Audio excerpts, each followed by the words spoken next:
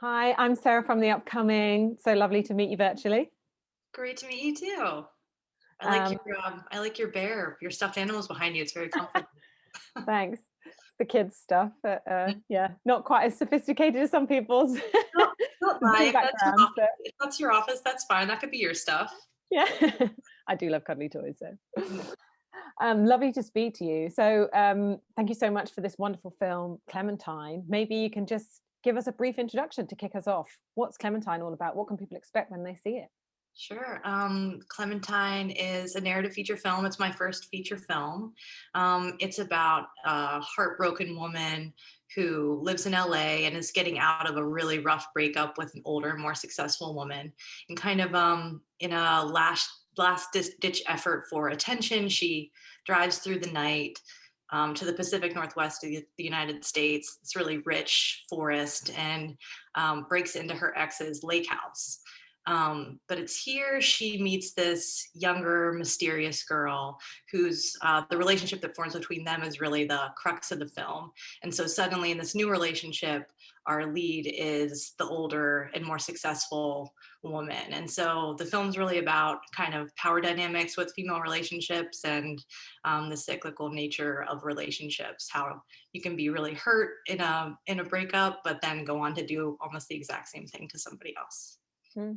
And I think it's a really kind of original film in its tone and feel, because it kind of seems to veer between being maybe something more of a like straightforward film, kind of that coming of age element and about these relationships.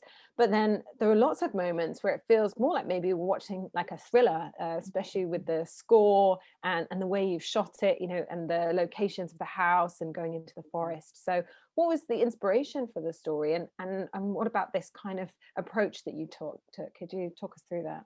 Yeah, I don't know. I really just wanted to figure out how to tell a story that's really interior. It's about this woman just really figuring out, like, how do you get over somebody? Like, how do you move on when someone's sort of broken you?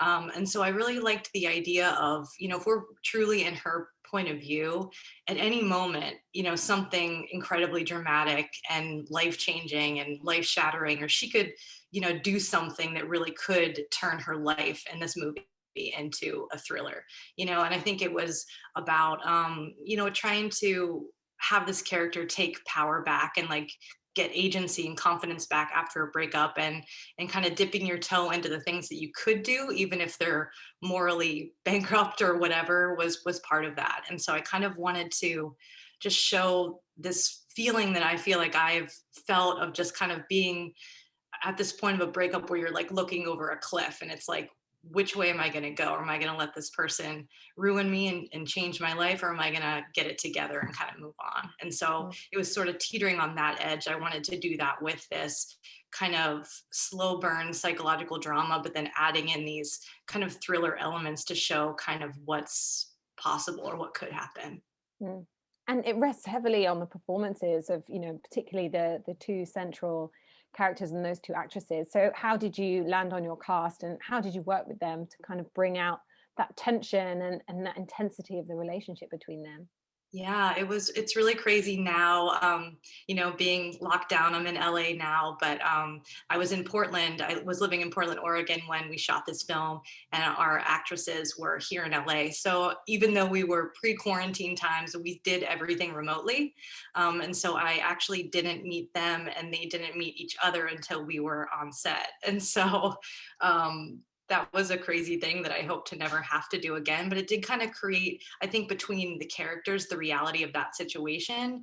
And also for our lead, she's originally from Miami. She's totally a city girl, and her coming to Oregon for the first time and kind of feeling these, just like how the woods can be really like a respite, but it can also be really scary and ominous too. And kind of her as a person feeling that and not really allowing her or having the luxury to allow her to get comfortable in the setting, I think sort of allowed us to jump right in, even though we were, of course, scrambling, and it was a very small film. So, everything was rushed and not enough time to do anything. But I think we tried to spin that to our advantage. Mm. And I think it's really interesting some of the themes that kind of hit on throughout the film, because obviously there's, first of all, what seems just like a friendship between these two women, which then sort of leads into something else, that younger girl kind of exploring her sexuality. But then it's almost, you know, is there quite a big age gap between the two of them? What is the power dynamic there?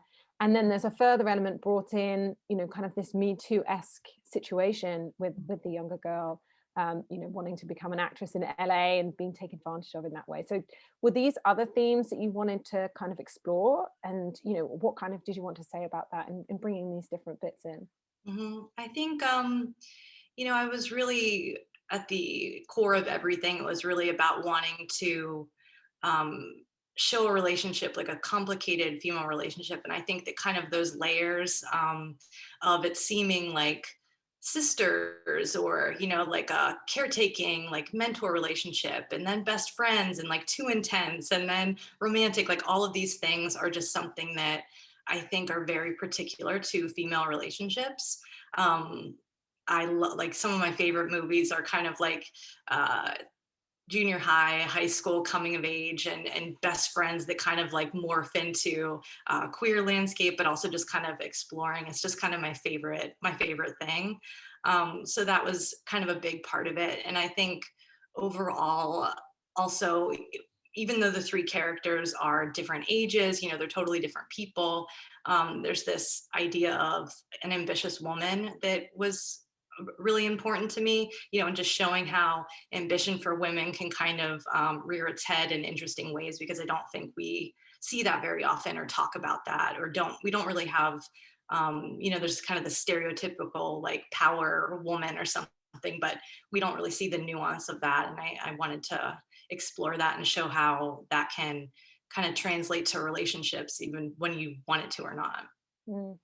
I was also wondering if you thought it would make a difference, the fact that we sort of see, particularly the younger character, through the female gaze, and whether if the main character had been a man, whether that would have shifted the way we see that, you know, especially when she seems to veer. Sometimes she seems a bit older, and then when we see her like practicing dancing with her younger sister, she suddenly seems very, very young. Whether there's that kind of Lolita maybe aspect to it that might have been different had it been the male gaze, but it shifts something, the fact that it's the female gaze. So is that something interesting to you? Yeah, I while writing it, I was thinking a lot about how it would be so different if the main character, Karen, was a man, and just how I feel like people would just kind of be, you just kind of know, you know, or your tensions would be up, just wondering what this relationship was going to be, or kind of like knowing where it would go. And so it was really fun to kind of think about how it was playing in that realm, but yet because she's a woman, and because she has dated women, or was just in a relationship with a woman, how that impacts things. And it's just not what people expect. But I think people should. I mean, I hope that, you know, we get to a place where we can actually just try and get to know someone instead of thinking how they sort of line up with expectations, or, you know, gender stereotypes and that sort of thing. Mm-hmm.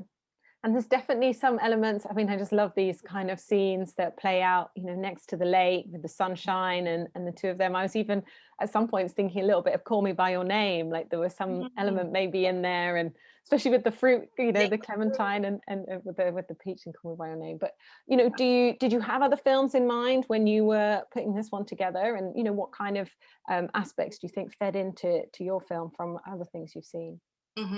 Yeah, I remember seeing Call Me by Your Name after we had shot, and I was like, oh no, they do a fruit thing. Like, this is so similar. I wasn't aware of that book before Clementine, but yeah, I think, as I mentioned, you know, female coming of age that kind of veer into uh, questioning sexuality were really big references for me. The film My Summer of Love was really big.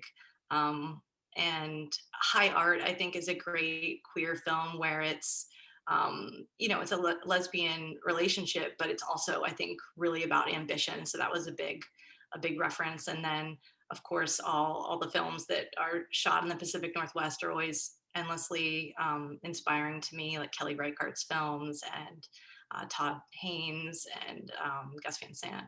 Mm. And it does feel like the locations are really crucial to the film. So, you know, how did you make those kind of add to the story in the way that they do. I think, just kind of like drinking in the woodlands, but then also kind of using the like mystery of the lake house. And sometimes it feels like, there's almost quite abstract moments where there's some kind of like imagery, we sort of see the dogs that appear, the art. So, was that all kind of visually symbolic for you in some ways?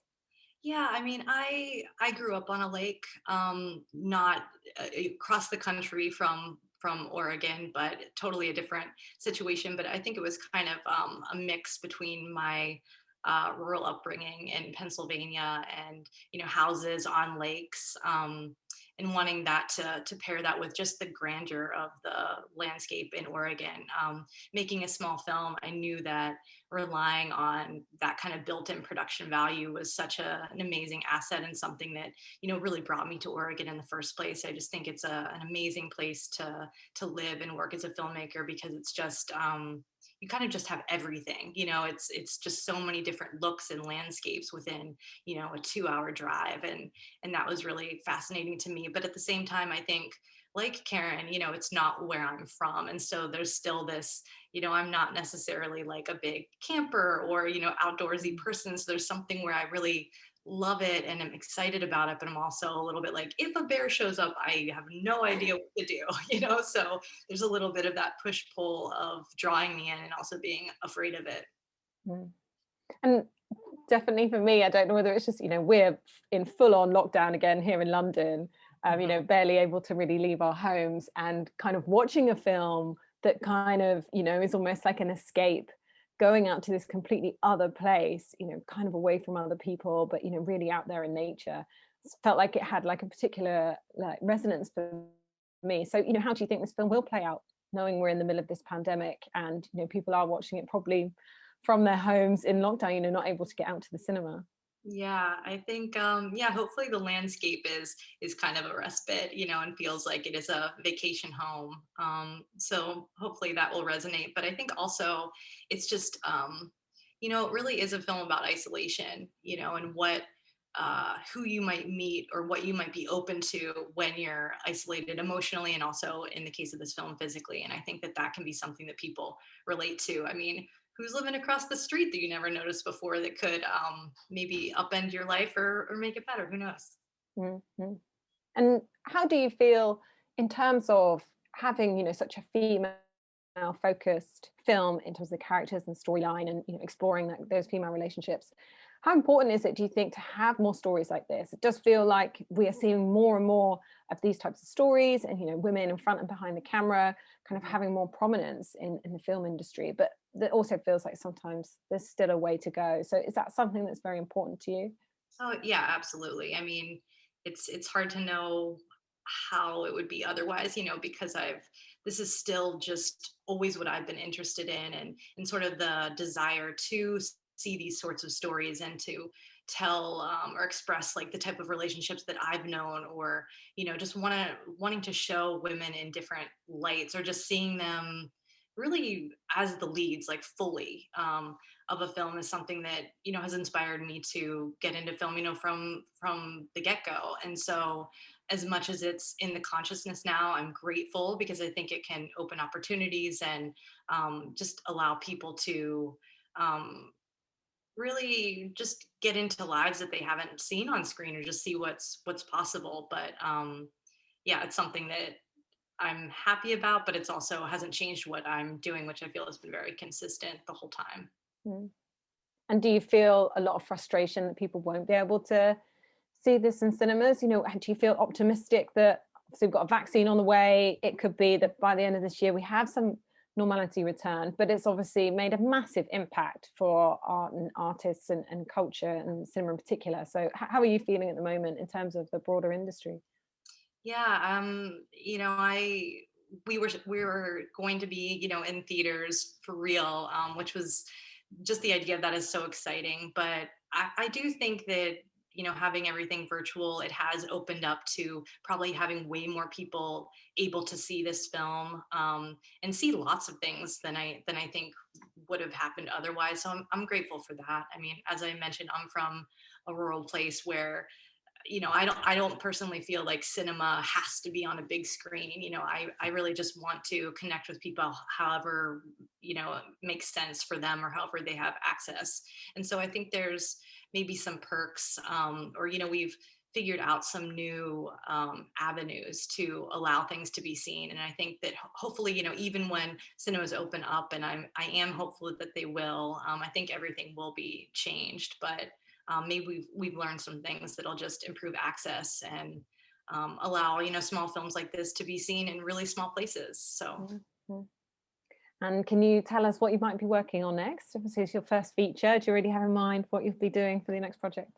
Yeah, I've been working really hard on my first horror script, but it's also a female coming of age story about a girl who gets her period for the first time at a remote golf resort with her dad. And so I do think it's a reaction to Clementine and wanting, you know, being in the edit and loving those thriller elements, and also kind of like saying, okay, next one, I'm gonna fully go there and see what happens, and not rely on personal experience as much as kind of the tropes of genre to kind of guide the story. So I'm really excited about that. It feels like there's a lot of women in horror at the moment. I don't know whether that's, you know, it's always been there and now it's just, you know, more coming into the mainstream, or if there is something going on that is more and more women seem to be like wanting to get into that genre and make it their own as well. Yeah, I mean, I think in terms of just thinking about where your place is in the industry or where your stories can fit, I think for me, it just feels like female stories in horror are especially lacking. You know, I think women in horror are often just killed or saved, you know, and it's rare to see really female stories at the center of that. And so it's been fun to try and see if I can crack that. So fingers crossed. Yeah, very exciting. Well, thank you so much for sharing all that with me, and congratulations on this wonderful film, and best of luck with your future projects.